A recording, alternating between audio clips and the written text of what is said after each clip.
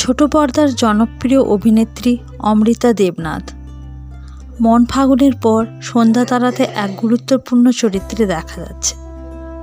বর্তমানে সন্ধ্যা তারা ধারাবাহিকে অন্বেষা হাজরার সাথে কাজ করছেন অমৃতা দেবনাথ। আগের বছর জুন মাসে শুরু হয়েছিল স্টার জলসার সন্ধ্যা তারা ধারাবাহিকটি শুরু হওয়ার পর থেকে টিআরপিতে ভালো ফল করেন। ধারাবাহিকে একের পর এক চমক চলছে।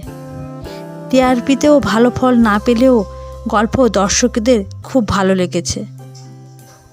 বিশেষ করে সন্ধ্যা ও তারার চরিত্রটি দর্শকের খুবই পছন্দের।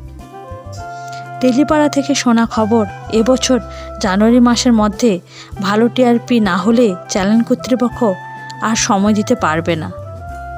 শোনা যাচ্ছে কিছুদিনের মধ্যে শেষ হয়ে যেতে পারে স্টার জলসার সন্ধ্যা তারা ধারাবাহিকটি।